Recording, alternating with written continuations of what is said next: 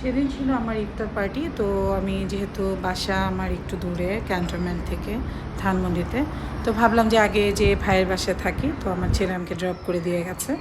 ভাইয়ের বাসা এটা হচ্ছে মইনুল রোডে, তো ক্যান্টনমেন্টের। তো এখানে যেয়ে আমার ঈদ শুরু হয়ে গেল।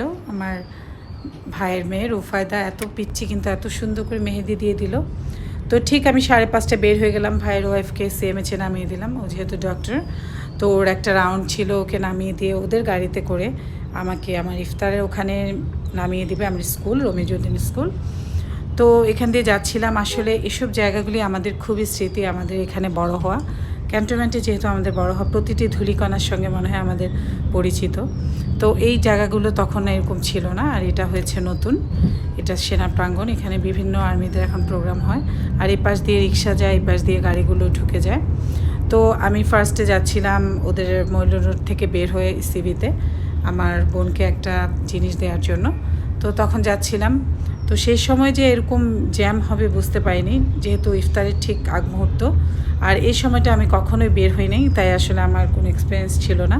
আর বিশেষ করে ক্যান্টনমেন্ট ইসিবির ভিতরে এত জ্যাম হবে এটা কখনোই কল্পনা করিনি।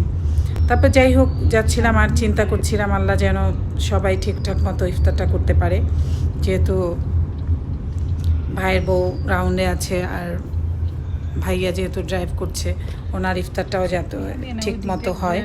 তো এটার জন্য আমি খুব আল্লাহকে ডাকছিলাম। আর এখানে আমি যেহেতু মেহেদি দিয়েছি, এটা হচ্ছে আমার স্কুলে এই যে আমাদেরকে খাবারগুলি দিচ্ছিল, আর এটা আমি যে মেহেদিগুলি দিয়েছি তাই দেখছিলাম যে কেমন হয়েছে। এত সুন্দর করে মেহেদি দিয়েছে। আর এখানে অলরেডি যে দেখি স্কুলে প্রবেশ হয়েছে, এখানে বড় অনেক অনেক ব্যাচ উপর। আর এখানে অনেক মজার মজার খাবার দিয়েছে। এই বিরিয়ানিটা এখানেই রান্না করেছে, চিকেন বিরিয়ানি। আর এখানে এই যে আমার স্কুল, এই যে আমার বান্ধবীরা।